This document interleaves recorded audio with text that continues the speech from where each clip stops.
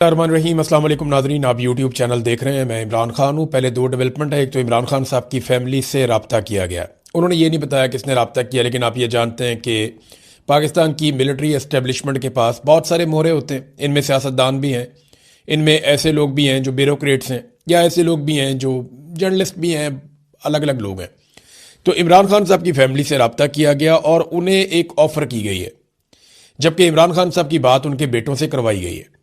عمران خان صاحب کی سچویشن کیا ہے اور اب حکومت اور ملٹری اسٹیبلشمنٹ کیا سوچ رہی ہے، یہ میں آپ کو بتاتا ہوں۔ لیکن پہلے عمران خان صاحب کی بہن نے علیمہ خانم نے کہا کہ عمران خان صاحب کے حوالے سے جو ہمیں آفر کی گئی وہ یہ ہے کہ عمران خان کا اسپتال میں ہم علاج کروا دیتے ہیں اور وہاں پہ اسپیشلسٹ ڈاکٹر بھی ہم موجود رکھتے ہیں، لیکن عمران خان صاحب کے اپنے ڈاکٹرز یا ان کی اپنی فیملی وہاں پہ موجود نہیں ہوگی۔ یہی بات جو ہے وہ عطا تارڑ نے بھی کی ہے، انفارمیشن منسٹر نے۔ عطا تارڑ نے اس سے پہلے قوم کو گمراہ کیا تھا اور عطا تارڑ نے یہ کلیم کیا تھا کہ عمران خان صاحب کی جو صحت ہے وہ بالکل ٹھیک ہے، کوئی ایسا پرابلم نہیں ہے، چھوٹا موٹا پرابلم تھا وہ ہم نے علاج کر دیا۔ تو یہ پہلے عطا تارڑ نے لوگوں کو گمراہ بھی کیا تھا۔ اب عطا تارڑ کہتے ہیں جی کہ عمران خان کی آنکھ کا علاج خاص طبی مرکز میں ماہرین کی موجودگی میں کروا دیا جائے گا۔ جگہ انہوں نے نہیں بتائی کہ کون سے طبی مرکز میں کروایا جائے گا، لیکن کوئی طبی مرکز ہے جہاں پہ وہ کہتے ہیں کہ عمران خان صاحب کی آنکھ کا علاج کروایا جائے گا اور ماہرین کی موجودگی میں ہوگا، اور سپریم کورٹ میں اس علاج کے حوالے سے ہم تفصیلی رپورٹ بھی جمع کروا دیں گے۔ اس معاملے پر افواہوں اور ذاتی مفاد کے لیے سیاسی رنگ دینے سے گریز کیا جائے، یہ انہوں نے کہا عطا تارڑ نے۔ حالانکہ عطا تارڑ اس میں ایک مجرم ہے، وہ جانتے تھے کہ عمران خان کے ساتھ کیا ہوا، کتنی حالت خراب ہے، لیکن انہوں نے چیزوں کو دبانے کی کوشش کی۔ وہ سارے لوگ ہی مجرم ہیں جو اس بارے میں جانتے تھے، خاص طور پہ پاکستان کی ملٹری اسٹیبلشمنٹ یا عاصم منیر صاحب، جن کے بارے میں عمران خان صاحب کہتے رہے کہ مجھے یا میری اہلیہ کو کچھ بھی ہوا تو ذمہ دار عاصم منیر ہوگا۔ یہ بار بار عمران خان صاحب بات کرتے رہے۔ اب عمران خان صاحب کی فیملی یہ کہتی ہے کہ علیمہ خانم نے خود بھی یہ کہا کہ یہ جو کہہ رہے ہیں کہ اسپتال میں لے جا کے عمران خان کا علاج کروا دیں گے، لیکن وہاں پہ فیملی کے ڈاکٹرز موجود نہیں ہوں گے، نہ فیملی موجود ہوگی، تو یہ تو ڈاکٹروں کو مینج کر لیں گے اور یہ رپورٹیں بھی مینج کر لیں گے، یہ ساری چیزیں کنٹرول کر لیں گے، اور عمران خان کے ساتھ ہوا کیا یہ چیزیں باہر نہیں آنے دیں گے اور نہ ہمیں پتہ چلے گا۔ اب ان کی ڈیمانڈ یہ ہے کہ عمران خان صاحب کے ڈاکٹرز کو، اور دوسرا وہ یہ کہتے ہیں کہ جہاں پہ زیادہ سہولیات ہیں، دیکھیں یہ ڈاکٹر سے آپ بات کریں، جن لوگوں کو سمجھ ہے تھوڑی سی میڈیکل سائنس کی، وہ یہ جانتے ہیں عمران خان صاحب کی بیماری ان کی آنکھ میں نہیں ہے، ان کی بیماری ان کے بلڈ میں ہے، جہاں سے یہ چیز انیشیٹ ہوئی۔ آپ نے اس چیز کو روکنا ہے تاکہ عمران خان صاحب کی دوسری آنکھ اور جسم کے باقی آرگنز وہ متاثر نہ ہو۔ اب اس سے پہلے عمران خان صاحب کے ہمیشہ سے بلڈ ٹیسٹ ٹھیک آتے تھے، پچھلے کئی سالوں کا ریکارڈ ان کا موجود ہے، ان کے بلڈ ٹیسٹ بھی ٹھیک ہیں، ان کا بلڈ پریشر بھی ٹھیک ہے، باقی ساری چیزیں ٹھیک ہیں۔ تو یہ اچانک سے عمران خان صاحب کے بلڈ میں ایسا کیوں ہوا؟ ایسا کیا انہیں کھلایا گیا، ایسا کیا انہیں پلایا گیا، یا ایسا کیا انہیں دیا گیا جس کے بعد عمران خان صاحب کی بلڈ کی کنڈیشن اتنی خراب ہوئی کہ ان کی آنکھ متاثر ہو گئی اور اس کی بینائی چلی گئی؟ اب عمران خان صاحب نے جب یہ بتایا جنوری میں شروع میں کہ میری آنکھ ضائع ہو چکی ہے، یعنی عمران خان صاحب بار بار درد کی شکایت کرتے رہے، آنکھ میں دھندلا دیکھنے کی شکایت کرتے رہے، اور یہ شکایت وہ اکتوبر کے مہینے سے کر رہے تھے، اکتوبر، نومبر، دسمبر۔ جنوری کے شروع میں عمران خان صاحب نے بتایا تو جنوری کے پہلے ہفتے میں اس معاملے کو پہلی مرتبہ سیریس لیا گیا، کیونکہ تب تک کافی چیزیں کنٹرول میں آ گئی تھی عاصم منیر صاحب کے۔ اور 19 جنوری کو، یعنی 14 یا 15 جنوری کو، جنوری کے بالکل مڈ میں جا کے جیلر تبدیل کیا جاتا ہے جیل کا، سپرنٹینڈنٹ آف جیل جو ہے غفور انجم، اس کو وہاں سے نکال دیا جاتا ہے، دوسرا بندہ آ جاتا ہے۔ اور 19 تاریخ کو پہلی مرتبہ 2 مشینیں پہنچتی ہیں جو جیسے ہی عمران خان صاحب کے ٹیسٹ کرتی ہیں تو وہ تصدیق کر دیتی ہیں کہ عمران خان ٹھیک کہہ رہے ہیں، بڑا سیریس ایشو ہے اور اب ان کی بینائی جا چکی ہے۔ اور اس وقت پھر پہلے کوشش کی گئی کہ جیل میں علاج کیا جائے، جب ڈاکٹروں نے ہاتھ کھڑے کر دیے تو پھر عمران خان صاحب کو پیمز لے جایا گیا۔ اب ان کی فیملی یہ کہتی ہے کہ ہمیں پتہ چلنا چاہیے کہ ان کے بلڈ میں کیا ہے۔ عمران خان صاحب کی لمبے عرصے سے ان کے ڈاکٹر یہ کہہ رہے ہیں، ان کی فیملی یہ کہہ رہی ہے کہ ہم ان کے بلڈ ٹیسٹ لینا چاہتے ہیں اور شوکت خانم سے ہم ان کے ٹیسٹ کروانا چاہتے ہیں تاکہ ہمیں پتہ چلے۔ دیکھیں نواز شریف کے بھی ہوئے تھے، کلثوم نواز کے بھی ہوئے تھے، بہت سارے لوگ شوکت خانم سے علاج کرواتے رہے، ٹیسٹ کرواتے رہے، تو عمران خان کا بھی یہ حق ہے جنہوں نے وہ اسپتال بنایا اس قوم کے لیے، تاکہ پتہ تو چلے کہ ان کے بلڈ میں ایسا کیا شامل کیا گیا جس کے بعد معاملہ یہاں تک پہنچا ہے۔ لیکن اس بات کو چھپایا جا رہا ہے لگاتار. یہ میں آپ کو ایک چیز بتاؤں, عمران خان بیمار نہیں ہے. یہ جو پاکستان تحریک انصاف کہتی ہے نا کہ نہ وہ باغی نہ غدار, نہ وہ بھاگا نہ بیمار, وہ ٹھیک کہتے ہیں. عمران خان بیمار نہیں ہے, آپ اس کو ایک اور نظر سے سوچیں, وہ زخمی ہے. عمران خان کو انہوں نے ڈیلیبریٹلی اس پہ اٹیک کیا ہے. یہ اس پہ میڈیکلی ایک حملہ کیا گیا, کسی چاقو سے بندوق سے نہیں کیا گیا, کسی ڈنڈے یا نظر آنے والے ہتھیار سے نہیں کیا گیا, لیکن عمران خان کو ڈیلیبریٹلی ایک حملے کے ذریعے سے زخمی کیا گیا ہے. یہ بیماری نہیں ہے. عمران خان ورزش کرتا ہے, کوشش کرتا ہے اپنے آپ کو فٹ رکھنے کی, وہ بھوک ہڑتال نہیں کرتا, وہ اپنے آپ کو مضبوط رکھتا ہے, وہ کھانا کھاتا ہے, وہ کتاب پڑھتا ہے, وہ کوشش کرتا ہے کہ اس نظام کے ساتھ جتنی لمبی ٹکر لے سکتا رہے وہ لے, لیکن یہ اس کے اوپر ایک طرح کا حملہ ہے. عمران خان کو بیمار نہیں, زخمی کیا گیا ہے. اور یہ میں آپ کو اس لیے کہہ رہا ہوں, آپ کہیں گے تو اس کو ایک طرح کی بیماری, لیکن یہ حملہ ہے, یہ ایک واردات ہے جو پاکستان کی ملٹری اسٹیبلشمنٹ نے ڈالی ہے, اور اب انہیں یہ بھگتنا بھی پڑے گا. دیکھیں نا, آپ اس بات کا حساب کتاب تو چھوڑ دیں گے, عمران خان کا علاج ان کو تو کروانا پڑے گا. یہ تتے توے پہ بیٹھ کے بھی عمران خان کا علاج کروائیں گے, یہ آپ لکھ کر لے لیں. دیکھیں, پاکستان تحریک انصاف کا جو اب تک کا احتجاج ہے جو وہ کر رہی ہے, جب سے انہیں یہ رپورٹ ملی ہے 3 دن سے, تو اس رپورٹ کے بعد جو پاکستان تحریک انصاف احتجاج کر رہی ہے وہ کوئی ایسا احتجاج نہیں ہے جس پہ آپ یہ کہیں کہ اسٹیبلشمنٹ بہت ہی شدید دباؤ میں آ جائے گی. ہاں, دباؤ تو آ رہا ہے ان پہ, لیکن بین الاقوامی دباؤ آ رہا ہے ان پہ, کچھ حد تک دباؤ آ رہا ہے. پاکستان تحریک انصاف نے اب تک کسی قسم کا کوئی ایسا بڑا احتجاج نہیں کیا. جب میں یہ ویڈیو ریکارڈ کر رہا ہوں, ابھی پاکستان میں شام کے 7 بجے, اب جب میں ویڈیو ریکارڈ کر رہا ہوں ہفتے والے دن شام کو 7 بجے تک, تو اب تک کوئی اتنا بڑا ایسا احتجاج ریکارڈ نہیں ہوا جس کی وجہ سے اسٹیبلشمنٹ کے پسینے چھوٹ جائیں اور وہ عمران خان کے بارے میں اپنی پالیسی بدل لیں. ابھی تک تو نہیں ہوا. تو یہ جو علاج وہ عمران خان کا کروا رہے ہیں, یہ وہ ان کو کروانا پڑے گا. عمران خان اتنا بڑا آدمی ہے کہ جو انہوں نے کر دیا ہے نا, اس کو انہیں بھگتنا پڑے گا. پوری دنیا کو ساری چیزیں پتہ چل گئی ہیں. عمران خان کی بیماری کی وجہ سے انہیں علاج کروانا پڑے گا, اور یہ ان کے اوپر ایک بڑا دباؤ ہے. انہوں نے کوشش کی تھی کہ یہ جو عمران خان کی بیماری ہے اسی کو بلیک میلنگ کے لیے استعمال کر کے عمران خان سے کوئی ڈیل لینے, تو وہ تو نہیں مانا. اور ایک چیز میں آپ کو, اور یہاں پہ پہلے میں روکتا ہوں, میں بعد میں آتا ہوں اپنی اس بات کی طرف, ایک اور آپ کو میں انفارمیشن دیتا ہوں. یہ عمران خان صاحب کی فیملی اور ڈاکٹرز اور ان لوگوں کو کیوں منع کر رہے ہیں پتہ آپ کو؟ اس کا مطلب ہے جو ٹاؤٹوں نے بیانیہ بنایا کہ عمران خان کی ڈیل ہو رہی ہے, وہ ڈیل میں پاکستان کی اسٹیبلشمنٹ پھر ناکام ہو گئی. دیکھیں, اگر تو ڈیل کر رہا ہوتا ہے عمران خان کی اور اس کی ڈیل ہو رہی ہوتی تو اس وقت عمران خان کی فیملی کو بھی الاؤ کرتے, جاؤ جا کے مل لو. اس وقت عمران خان کے ڈاکٹروں کو بھی الاؤ کرتے کہ جاؤ جا کے مل لو. یہ کیسے پھٹے منہ لوگ ہیں, ان کو بالکل ہی سمجھ نہیں ہے, یا پتہ نہیں بے شرم ہے, یا انہوں نے بے غیرتی کا کمبل اوڑا ہوا ہے, مجھے تو سمجھ نہیں آتی ان لوگوں کی. یہ ٹلے منہ کے ساتھ کہہ دیتے ہیں جناب عمران خان نے ڈیل کر دی. وہ ڈیل کی ہوتی تو وہ اسپتال میں اپنی فیملی اپنے بچوں کے پاس ہوتا, اس کے بچوں کو ویزے مل جاتے, عمران خان اسپتال کے اندر ہوتا, عمران خان صاحب کی بات چیت ہو رہی ہوتی, عمران خان صاحب چیزوں کو نارملائز کر رہے ہوتے. وہ تو نہیں کر رہا.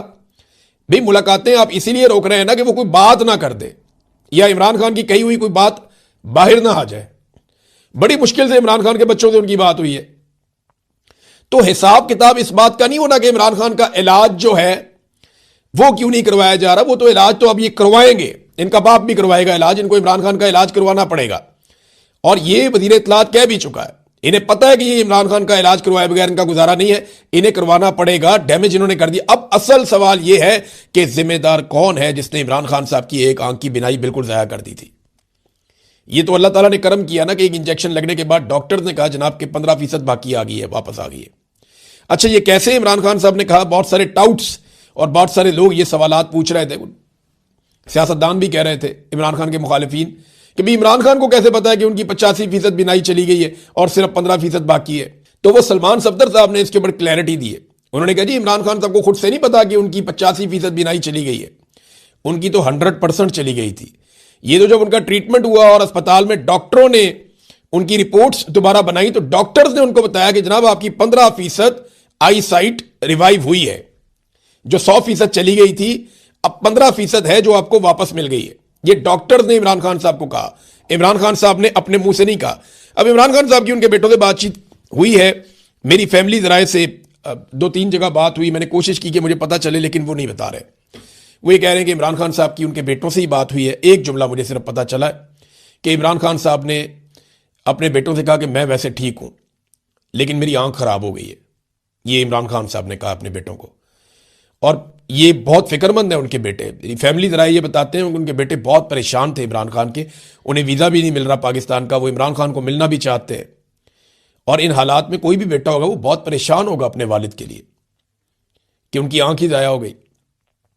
لیکن جو ایک جملہ مجھے پتا چلا وہ یہی ہے کہ عمران خان نے انہیں بتایا کہ میں ٹھیک ہوں لیکن میری آنکھ خراب ہو گئی ہے. اور بڑی ہائی اسپرٹ میں عمران خان صاحب تھے. انہوں نے اپنے بیٹوں کو حوصلہ دیا. بہت مضبوط آدمی ہے عمران خان, اور بچوں کے لیے بہت مشکل وقت ہوتا ہے اس قسم کا جب کوئی واقعہ ہو جائے, اس طرح کی چیز سامنے آ جائے. تو 20 منٹ بات ہوئی عمران خان صاحب کی اپنے بیٹوں سے.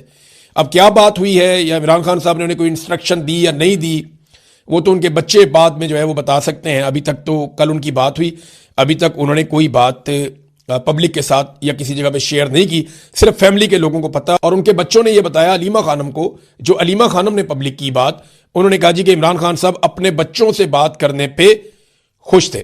اب ناظرین آ جائیں ذرا احتجاج کی طرف. جو احتجاج اس وقت تک ہو رہا ہے, جو میں اس وقت آپ کو یہ کہہ رہا ہوں کہ یہ اس لیول کا احتجاج نہیں ہے جس لیول کا احتجاج کلیم کیا جا رہا تھا تحریک انصاف کی جانب سے.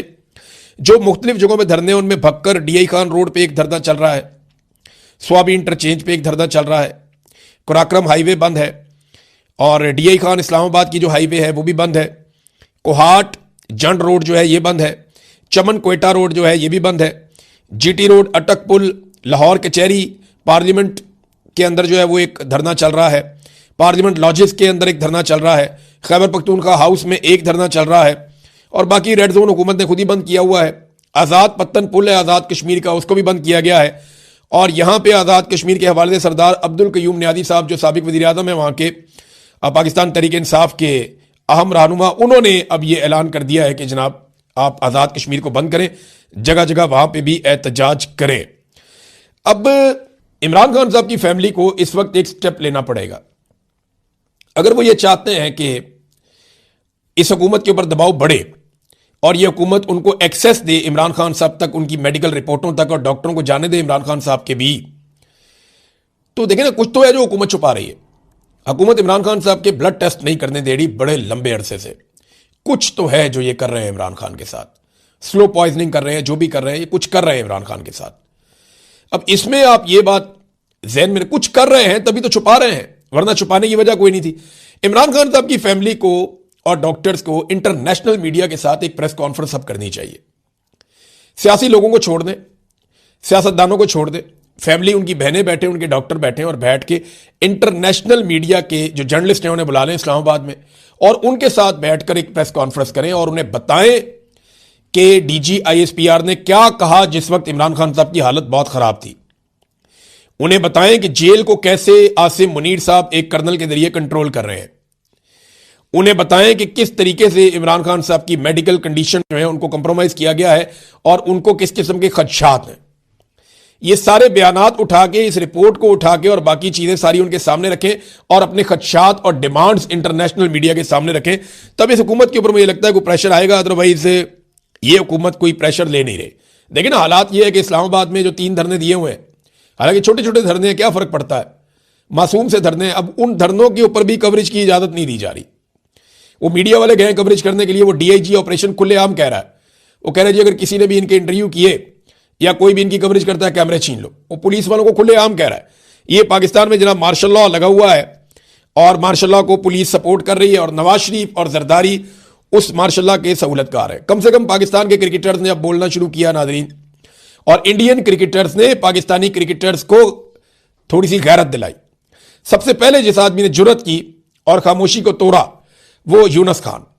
یونس خان آپ کو پتا ہے بہادر آدمی ہے, اور یونس خان نے سب سے پہلے آواز اٹھائی عمران خان صاحب کے حق میں, عمران خان صاحب کے لیے. حالانکہ یہ عمران خان صاحب کے ساتھ کبھی نہیں کھیلا, لیکن یونس خان نے آواز اٹھائی. اس کے بعد شعیب اختر نے آواز اٹھائی, زوردار آواز اٹھائی. اور شعیب اختر آلریڈی عمران خان صاحب کا جو پروجیکٹ ہے شوکت خانم, اس کے لیے فنڈ ریزنگ کے لیے امریکہ میں موجود ہیں. تو شعیب اختر نے بھی آواز اٹھائی. شعیب اختر کے بعد پھر باقی لوگ بولنا شروع ہوئے, وسیم اکرم, محمد حفیظ, وقار یونس اور اینڈ میں رمید راجہ. تو ان لوگوں نے آواز اٹھائی ہے عمران خان صاحب کے لیے. اپنے اپنے سوشل میڈیا کے اکاؤنٹس کے اوپر انہوں نے رولا ڈالنا شروع کیا کہ جناب عمران خان صاحب کے ساتھ بہت زیادتی ہو رہی ہے, یہ زیادتی بند کی جائے, ان کا جو ہے وہ علاج ہونا چاہیے. یعنی وہ میڈیکل کے حوالے سے زیادہ تر بات کی. یہ سیاسی اختلافات اپنی جگہ پہ, سارا کچھ اپنی جگہ پہ, لیکن وہ ایک ہیرو ہے. ہم ان کو دعائیں دی, انہوں نے ساتھ کہا جی ان کا علاج ہونا چاہیے اور ان کو صحت عطا کرے اللہ تعالیٰ, اس طرح کی دعائیں بھی کی ہیں. تو کوئی کمزور الفاظ میں بولا, کوئی تگڑے الفاظ میں بولا, لیکن اچھی بات یہ ہے کہ اب یہ لوگ بولنا شروع ہوئے 3 دن گزرنے کے بعد. تو پاکستان کی جو فسطائیت ہے اس کا اندازہ آپ یہاں سے بھی لگا سکتے ہیں, اور جو جمہوریت ہے پاکستان میں وہ بھی آپ کو یہاں دکھائی دیتی ہے. محسن نقوی وہاں پہ چیئرمین پی سی بی بنا ہوا ہے, سارے پرانے اور نئے کھلاڑی اسے خوش رکھنا چاہتے ہیں, اور وہ عاصم منیر کا بہت چہیتا ہے. تو اب سارے کھلاڑیوں کو عاصم منیر کو بھی خوش رکھنا پڑے گا. وہ بیچارے سارے ڈرے رہتے ہیں کہ جناب اس کے ساتھ کیا تو کانٹریکٹ ہی نہ ختم ہو جائے, کوئی یہ سوچتا ہے کہ جناب نوکری نہ چلی جائے, کوئی یہ سوچتا ہے کمنٹری نہ چلی جائے, کوئی یہ سوچتا ہے کہ جناب میرا جو ٹی وی چینل کے اوپر آنا جانا ہے وہ بھی بند نہ ہو جائے. تو وہ بیچارے ڈرے ہوئے ہیں سارے, ان سب کے مالی معاملات جڑے ہوئے ہیں, اور یہ تو رزق چھیننے والے بندے بنے ہوئے ہیں آج کل. تو ناظرین یہ تھی اب تک کی صورتحال. میں ان چیزوں کے اوپر نظر رکھوں گا, آپ کے ساتھ شیئر کرتا رہوں گا. بہت بڑی بڑی اور خبریں پاکستان میں آ رہی ہیں. کتنا بڑا لاس پاکستانیوں کو ہو گیا, بجلی میں انہوں نے اب کیا کیا, سرکاری اداروں میں کتنا بڑا, یہ ساری چیزیں پڑی ہوئی ہیں. لیکن اس وقت سب سے امپورٹنٹ چیز عمران خان کی صحت کے حوالے سے, عمران خان کے علاج کے حوالے سے, جس کو ہم ڈسکس کر رہے ہیں. باقی چیزیں میں آپ کو فردر بتاؤں گا, بہت ساری چیزیں پائپ لائن میں ہیں, لیکن اب تک کے لیے اتنا ہی. اپنا خیال رکھیے گا. اللہ حافظ.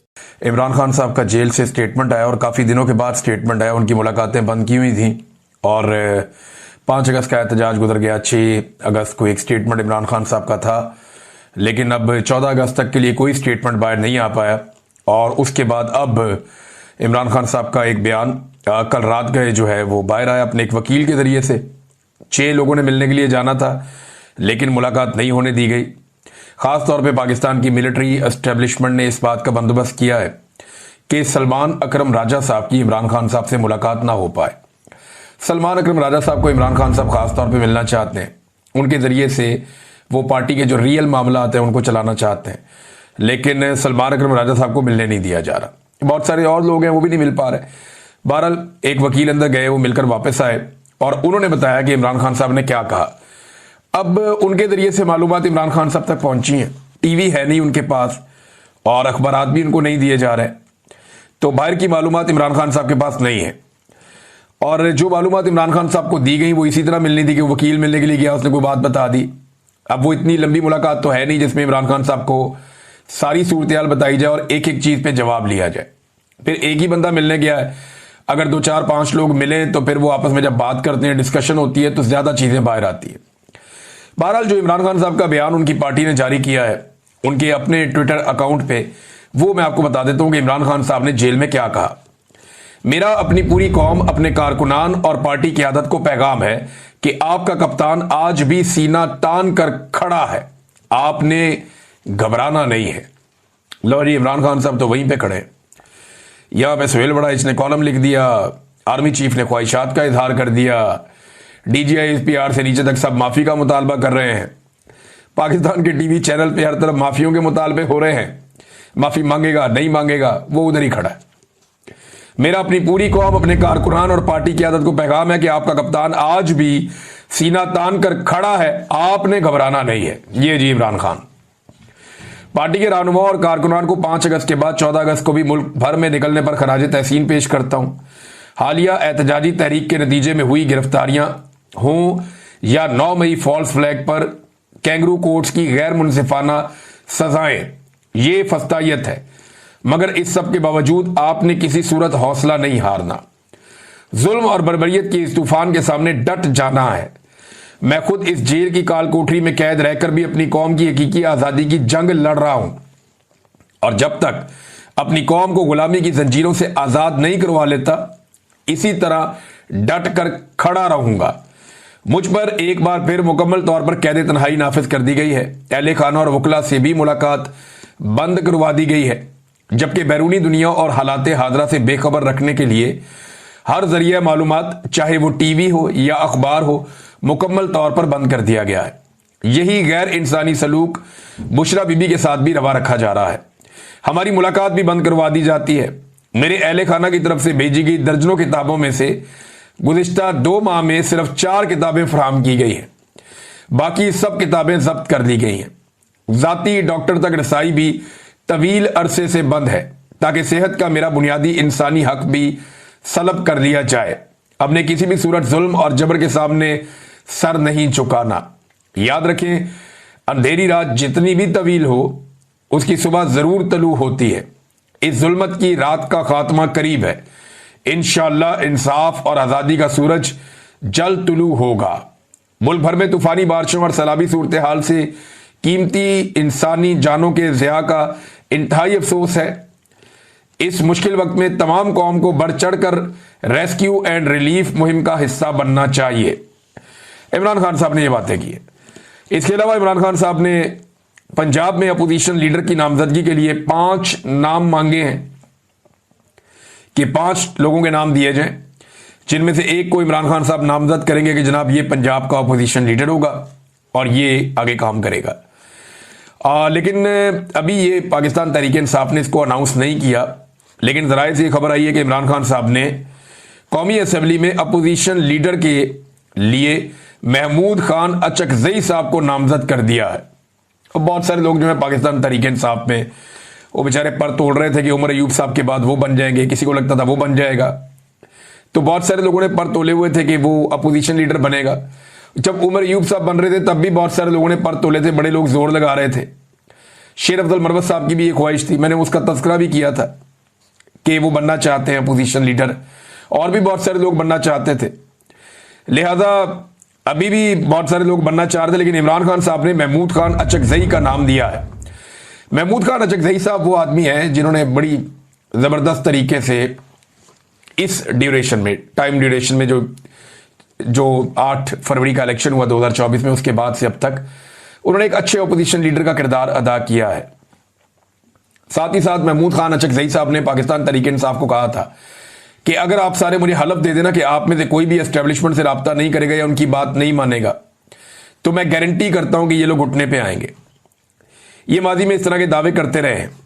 बहरहाल महमूद खान अचकजई साहब को नामजद किया गया, लेकिन पार्टी ने अभी इसको जारी नहीं किया। मेरे ख्याल में पार्टी ये चाहेगी कि इमरान खान साहब से मुलाकात की जाए और कोशिश की जाए कि पार्टी के अंदर से कोई नाम लिया जाए। दूसरा, पार्टी ये भी चाहती है कि ज़िमनी इंतखाबात में पार्टी हिस्सा ले, जबकि इमरान खान साहब का मौक़िफ़ ये है कि जिन लोगों ने वफादारी निभाई है वही इन सीटों के मालिक हैं। ज़बरदस्ती उनसे ये सीटें छीनी गई हैं, उनकी जगह पे किसी और को टिकट देना ये एक ज़्यादती है और ये सरेंडर करने के मुतरादिफ है। हम इन फैसलों को मानते ही नहीं हैं, और जब अपने उम्मीदवार हम खड़े करेंगे तो ये इन फैसलों को मानने के मुतरादिफ होगा। अब एक सोच ये है। दूसरी ये है कि कभी भी मैदान खाली नहीं छोड़ना चाहिए, और पीटीआई के पास कोई बंदों की कमी नहीं है। अगर एक बंदा हटाएंगे तो दूसरा आएगा, दूसरे के बाद तीसरा आएगा। तो एस्टेब्लिशमेंट को यह पता चलना चाहिए कि हर जगह पाकिस्तान तहरीक इंसाफ मुज़ामत कर रही है या मुकाबला कर रही है। तो दूसरी सोच ये है। दोनों चीज़ें मैंने आपके सामने रख दी। अभी इमरान खान साहब का ये हतमी फैसला होगा। उस हवाले से इमरान खान साहब ने कोई मौक़िफ़ बताया है जो पार्टी को बताया गया। अब पार्टी जो फैसला करेगी वो फिर आपके सामने अगले चंद दिन में आ जाएगा। नाज़रीन, अडियाला जेल में इमरान खान साहब की बहनों को भी नहीं जाने दिया गया, क्योंकि जो भी सख्त पैगाम होता है वो इमरान खान साहब अपनी बहनों के जरिए से बाहर भेजते हैं, और जब कोई सख्त पैगाम बाहर आता है तो उसके सख्त किस्म के असरात भी होते हैं। लिहाजा उनकी बहनों को इमरान खान साहब से मुलाकात करने नहीं दी गई। अडियाला जेल के बाहर पुलिस ने बहुत बदतमीजी की है, बड़ी गालम गलोच हुई, कारकुनों को लाठीचार्ज किया गया, उन्हें उठाकर वैनों में डाला गया और फिर उन्हें बाकायदा गिरफ्तार करके वहां से ले गए। मुझे लगता है कि ये जो बदतमीजी की गई है जेल के बाहर, ये बदला लिया जा रहा है उस दुर्गत का या उस इज्जत अफजाई का जो जापान में टिकटॉकर्स की हुई है पाकिस्तानियों के हाथों। क्योंकि पाकिस्तानियों ने जापान में टिकटॉकर्स की बड़ी टका के इज्जत अफजाई की है, और यानी ये इनको इस सूरत का सामना क्यों करना पड़ रहा है? जाली हुकूमत है ना, इनके पास मैंडेट नहीं है तो लोग रिएक्ट करते हैं। अगर कोई हुकूमत मैंडेट के साथ हो और वो जाए और उनके ऊपर लोग ऐसे करें तो हमेशा उसकी मजम्मत करनी चाहिए। लेकिन ये लोग, इनके पास मैंडेट ही नहीं है, और जब मैंडेट नहीं है तो लोग रिएक्ट करते हैं कि जब इनको तो हमने वोट ही नहीं दिया, ये कहां से हमारे पैसों से फिर रहे हैं, हमारे पैसे लेकर कहां पे घूम रहे हैं। तो वो उनको ऐसे देखते हैं जैसे कोई चोर जा रहा है, फिर वो इनके साथ ज्यादती करते हैं। बहरहाल, और दूसरा जो माफी वाली एक ख्वाहिश का इजहार किया गया या करवाया गया सुहेल वड़ाइच साहब के जरिए से,